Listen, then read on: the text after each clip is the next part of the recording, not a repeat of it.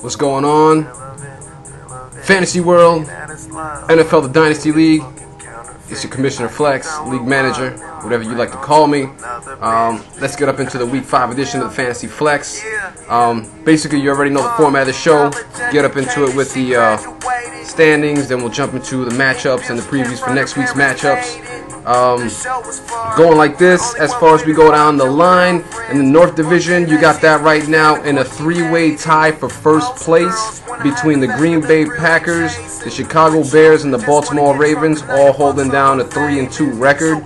And 2 games behind them would be the Cincinnati Bengals with a 1-4 record. Switching on down to the South Division, you got the Atlanta Falcons, 4-1, holding down solely first place, followed by the Tennessee Titans, who are 1 game back with a 3-2 record. The Jaguars are 2-3 with the 2-3 record, are 2 games back, and then you have the Miami Dolphins, the only winless team in the league right now with the 0-5 record, 4 games back in the South Division. Moving on over to the East Division, that right now is being headed up by the Orlando Patriots, who has a 4-1 record, followed up by the New York Jets, who are 3-2. And the New York Giants, who are both 3-2, so both New York teams 3-2, both 1 game back in the division. And then you got the Dallas Cowboys, who are 1-4, 3 games back in the division. Now let's get up into last week's matchups. Last week's matchups went like this. First, you had the Cincinnati Bengals taking on the Tennessee Titans. The Titans taking that matchup 170-106. Leading scorer for the Cincinnati Bengals was Cedric Benson with 22 points. Leading scorer for the Titans was Chris Johnson with 30 points. Moving on up into the next matchup, which had the New York Giants taking on the Dallas Cowboys. Division matchup, basically. That one went to the Giants, 133-98.5. I'll get to the half a points in a second.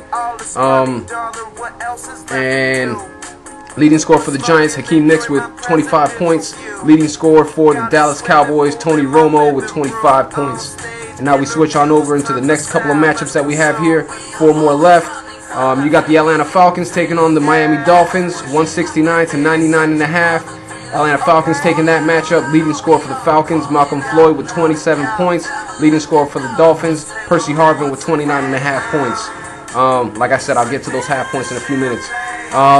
Next matchup puts the Baltimore Ravens up against the Orlando Patriots, 103-153. That matchup going to the Patriots. Strong 4-1 record, still holding it down. And leading scorer for the Ravens, Ray Rice with 32 points. Phillip Rivers for the Orlando Patriots with 25 points. Next, you got the Chicago Bears taking on the Green Bay Packers. Another division matchup. That one went 118-100. The Bears taking that matchup. Leading scorer for the Bears, Matt Forte, with his incredible weekend, and he had 35 points.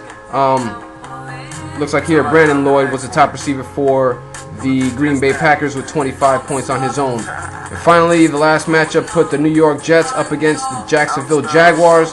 The Jaguars taking that matchup, coming on top 138.5-83. Leading scorer for the Jets was the Jets defense with 16 points. Leading scorer for the Jaguars was Josh Scobie with 23 points and his game-winning 50-yarder. Now let's get up into a preview of what is going to be going on this week.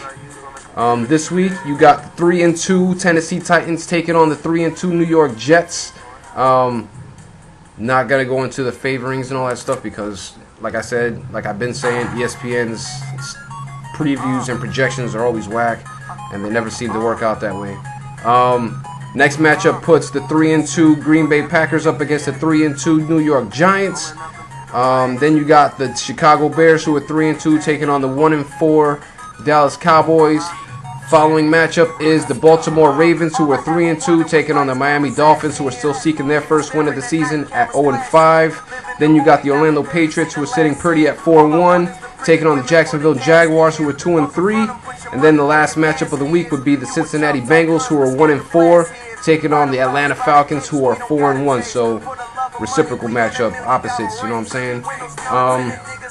Now let me get up into those half points that I was talking about a minute before. League settings, I did put up a poll, but in the other league, they said they were, you know what I'm saying, the poll went. So both of my leagues both have the same scoring settings. So I did change the scoring settings to beef up the free agent pool. There will be more points out there now This helps out teams that have receivers that just, you know what I'm saying, third and fourth receivers. I know the rosters are deep, so and also I was in another Yahoo league with one of my homeboys and realized that I mean, he was taking return yards. Sounds like a good idea. Should keep it more competitive, being that now there will be more points on the free agent wire, so people can fill up more holes. Especially seeing it now further down in the season, where we got a whole bunch of every week somebody's got a bye week. You know what I'm saying? So it makes filling those holes and plugging in holes a little bit easier. I'm probably going to switch those half a points because they're getting on my nerves. I don't really like the half. Just to 1 point per every 10 yards. So, I mean, I figure that way we knock off the halves and it brings up the overall average and point totals for those people that are on the wire. It also helps you out if you got a receiver who's not, you know what I'm saying, a number 1 or number 2 receiver, but is a kick returner. So, I mean, there's dozens of kick returners on the wire, so that's why I did that, just to help out other teams that are falling down, or just for teams that, you know what I'm saying, need a quick fill when you got somebody on a bye week. Other than that, that has been the Fantasy Flex. I am Flex. This has been the Fantasy Flex. One time, Flex out. Thanks for tuning in. Any questions, just post them up on the league message board. You already know how to do. Nobody's taking it up on the Smack Talk offer, so whatever. But it's all out there, man. Appreciate you guys for tuning into the league, keeping it active. I'll do this for all you guys. And like I said, Flex out. See you guys next week.